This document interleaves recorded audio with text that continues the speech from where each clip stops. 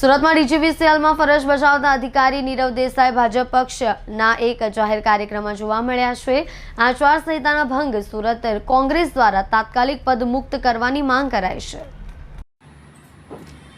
રાજ્યના સામાન્ય વહીવટી વિભાગ દ્વારા તેમના કર્મચારીઓ માટે એક અધિસૂચના જાહેર કરી છે, જેમાં સરકારી કર્મચારીના વર્તન, વર્તણૂક અને અભિગમને લઈને સૂચનાઓ જાહેર કરી છે, જેમાં જણાવવામાં આવ્યું છે કે આ કર્મચારીઓ રાજકીય કાર્યક્રમ અથવા પ્રવૃત્તિમાં ભાગ લઈ શકશે નહીં કે તેમાં મદદરૂપ ફાળો આપી શકશે નહીં। આ ઉપરાંત સરકારી કર્મચારી કોઈપણ રાજકીય પાર્ટી માટે કામ કરી શકશે નહીં।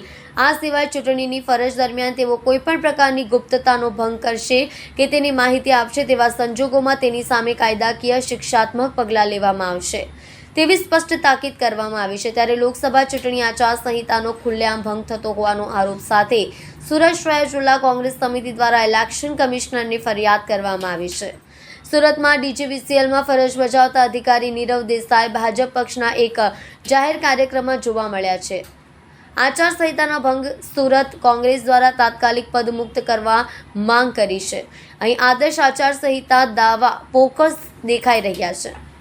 આ અંગે કોંગ્રેસના પ્રવક્તા નૈશદ દેસાઈ અને કોંગી નેતા કલ્પેશ બારોટની લેખિતમાં ચૂંટણી અધિકારીને ફરિયાદ કરાઈ છે। નીરવ દેસાઈ ભાજપના કાર્યક્રમમાં આચારસંહિતા ભંગ કરતા ફોટોગ્રાફ પણ રજૂ કર્યા છે, જેથી સુરત કોંગ્રેસ સમિતિની આચારસંહિતાનો કડક અમલ કરવા તાત્કાલિક માંગ કરી છે।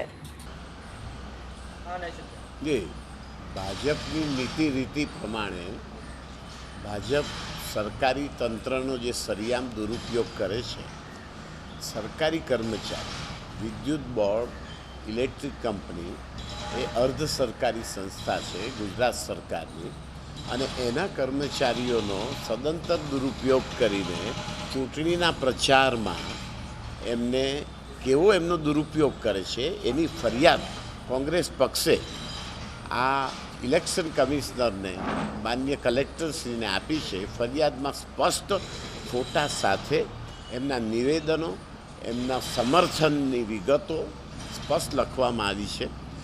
આપના માધ્યમથી અમે નમ્ર વિનંતી કરીએ છીએ કે તાત્કાલિક ચૂંટણી કમિશનર આવા કર્મચારીઓની સામે પગલાં ભરે અને ભારતીય જનતા પાર્ટીના ઉમેદવાર સામે પણ આના સખત પગલાં ભરવા આવે। હાલમાં લોકસભાની ચૂંટણી જાહેર કરવામાં આવી છે, ત્યારે 23/9/2024ના રોજ દક્ષિણ ગુજરાત વીજ કંપનીના વહીવટી અધિકારી નીરવ દેસાઈ ખુલ્લેઆમ એમના સમર્થકો સાથે ભારતીય જનતા પાર્ટીના મધ્યસ્થ કાર્યાલય પર ભાજપના ઉમેદવાર મુકેશ દલાલના સમર્થનમાં જાહેરમાં મિટિંગ કરેલી હતી। એના ફોટોગ્રાફ સહિત અમે જિલ્લા કલેક્ટર, ગુજરાત ચૂંટણી પંચ તેમજ દિલ્હી ચૂંટણી પંચને ફરિયાદ કરેલ છે। આજે 8 દિવસ થવા છતાં ચૂંટણી પંચ દ્વારા કોઈ કાર્યવાહી કરવામાં આવતી નથી, એટલે અમે આજે ફરી પાછા જિલ્લા કલેક્ટરને લેખિતમાં ફરિયાદ કરી છે। એક બાજુ તમે આદર્શ વાતાવરણમાં ચૂંટણી થાય એવી વાતો કરો છો, અને બીજી બાજુ જ્યારે કોંગ્રેસ પક્ષ એક જવાબદાર પક્ષ તરીકે તમને લેખિતમાં પુરાવા સાથે ફરિયાદ કરવા છતાં તમે સરકારી અધિકારીને બચાવવાનો પ્રયત્ન કરો છો, એની સામે અમારો વાંધો છે। અને આ બાબતે સરકારે ચૂંટણીમાં તાત્કાલિક અસરથી જે અમે પુરાવા સાથે ફરિયાદ કરી છે એની સામે કાર્યવાહી કરીને આ નીરવ દેસાઈ નામના જે વહીવટી અધિકારી છે તેને સસ્પેન્ડ કરવા જોઈએ।